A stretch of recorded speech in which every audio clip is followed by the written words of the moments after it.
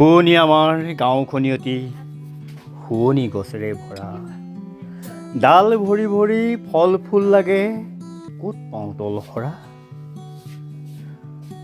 শুৱনি আমাৰ ধাননি পথাৰ, ধানেৰে উপচি পৰে।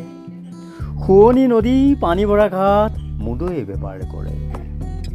ছালত কোমোৰা, লাও জিকা ভোল, ভঁৰালত জহা ধান। গোহালিত গৰু, পুখুৰীত মাছ, বাৰীত তামোল পাণ। গছৰ ডালত শুৱনি চৰাই, শুৱলা সংগীত গায়। শাকনিত শাক, ফুলনিত ফুল, দেখিলেই হীৰা জুৰাই। মনত পৰেনে বাৰু সেই কবিতাটোৰ কথা? আজিও সেই কবিতাটোৱে ৰিঙিয়াই থাকে আমাৰ তাহানিৰ সেই গাঁওখনৰ কথা। বহুদিন তেনে এখন গাঁও, সেই শুৱনি গাঁওখন বিচাৰি বিচাৰি মই আহি উপস্থিত হ'লোহি নাওজানৰ জনতা পথাৰ। নাওজানৰ জনতা পথাৰ ৰাইজ অতি কৰ্মী, সৌন্দৰ্যপ্ৰিয়, নিজৰ নিজৰ বাৰীখনক অতি সুন্দৰকৈ সজাই পৰাই তুলিব পৰা এখন গাঁও। যিখন গাঁও এখন আদৰ্শ গাঁও হিচাপে প্ৰতিষ্ঠিত হৈছে, সেইখন গাঁৱৰে এজন আদৰ্শৱান খেতিয়কৰ কাষত আহি মই উপস্থিত হৈ তেখেতৰ ঘৰখন, তেখেতৰ বাৰীখন আৰু আমাৰ সেই কবিতাটোক প্ৰতিনিধিত্ব কৰা সেই ঘৰখন আজি আপোনালোকৰ আগত দেখাব খুজিছোঁ। আহক তেতিয়াহ'লে আমি সেই ঘৰখন চাওঁ, সেই তাহানিৰ সেই কবিতাটোক প্ৰতিনিধিত্ব কৰা সেই তাৰ ঘৰখনলৈ যাওঁ, আহক।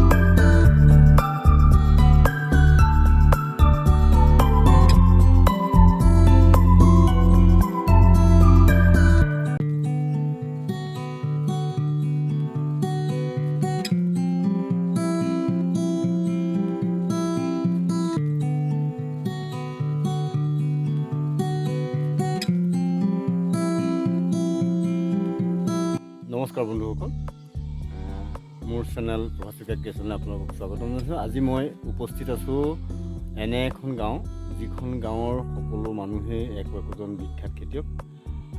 মই আজি উপস্থিত আছোঁ নাওজানৰ জনতা পথাৰত। জনতা পথাৰৰ এজন বিশেষ ব্যক্তিৰ ঘৰত মই আজি উপস্থিত হৈ আছোঁ। আজি আপোনালোক তেখেত এজন অতি ধৰ্মৱান সমাজকৰ্মী ব্যক্তি আৰু তেওঁ বিশেষকৈ এজন বিখ্যাত খেতিয়ক হিচাপে তেখেতৰ যথেষ্ট স্বীকৃতি আছে। আজি তেখেতৰ ঘৰৰ পৰিৱেশটো আজি আপোনালোকক দেখাম, যিটো আমাৰ অসমীয়া সংগীত জগতৰ কালজয়ী গীত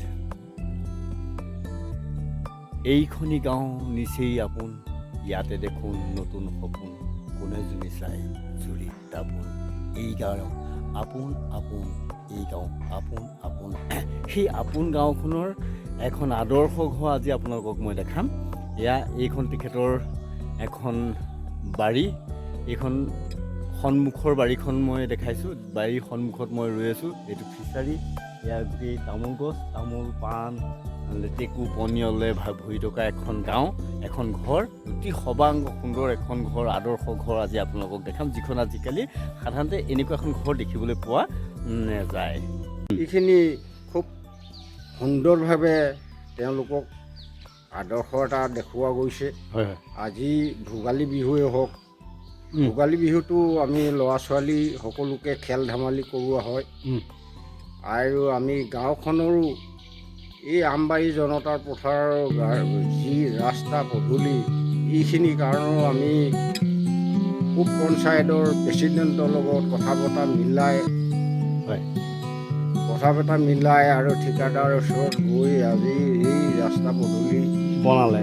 এতিয়া 10 বছৰৰ আগত মই আহিছিলোঁ। 10 বছৰৰ আগৰ পৰিৱেশ আৰু আজিৰ পৰিৱেশটো বহুত পাৰ্থক্য। কাৰণ 10 বছৰৰ আগত যিটো পৰিৱেশ আছিলে, তাৰ তুলনাত আজি বহুত উন্নতি হ'ল। দেখি আচৰিত লাগিছে। মই নিজে বিশ্বাস কৰা নাছিলোঁ যে এনেকুৱা পৰিৱৰ্তন 10 বছৰৰ ভিতৰত এনেকুৱা চেঞ্জ হ'ব। তাৰপিছত আৰু এটা কথা কওক, আপুনি এই জনতা পথাৰৰ ইতিহাসটো কওকচোন। আপোনালোকে প্ৰথমে ক'ৰ পৰা কেনেকৈ আহি ইয়াত মানে কিতাপ দিবলৈ সম্ভৱ হ'ল? আমি প্ৰথম বছৰ আমি শ্ৰী গোলাঘাট, আমি পুৰণাৰ আঠখেলীয়া শালিকীহাট দৰবহী গাঁৱৰ আমি বাসিন্দাৰ, তাতে জন্মস্থান। আৰু আমি আহিলোঁ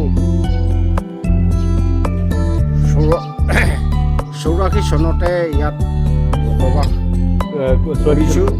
আৰু আমাৰ যেনে দুলাল বৰুৱা আৰু চন্দ্ৰেশ্বৰ বৰা দিনতেই আমাৰ গাঁওখন, এই জনতা পথাৰ গাঁওখন এলটমেণ্ট হৈছে। সেয়েহে আমি যিমান জনতা পথাৰ গাঁও আছোঁ, গাঁৱত সমাজ আছোঁ, সেই সমাজ আমাৰ সেই দুলাল বৰবৰুৱা, চন্দ্ৰেশ্বৰ বৰা তেখেতলোকৰ দিনতেই আমি সংস্থাপন হৈ আজি এই ভুক্তভোগী হৈ আছোঁ। ইয়াতে কৈ আমি ধন্যবাদ। বহুত ভাল লাগিলে। বিশেষকৈ মই অন্য কথা নহয়, মই এইটো ভিডিঅ'টো কৰাৰ উদ্দেশ্য এটাই যে আচলতে ঘৰখনৰ যিটো পৰিৱেশ, এই আমি তাহানিতে এটা গীত গাইছিলে, এইখনি গাঁও নিচেই আপোন, ইয়াতে দেখোন নতুন সপোন, কোনে তুমি চাই জুৰি দাপোন।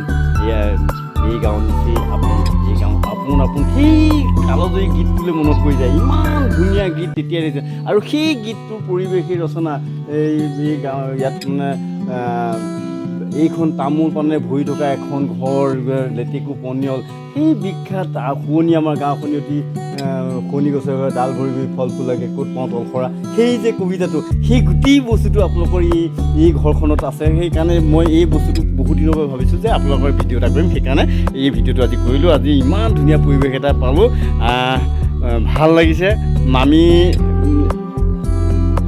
মামীও আছে মোৰ লগত। এয়া মামী, আচলতে এয়া মামী, তাৰমানে কি মোৰ মামা মামী হয়।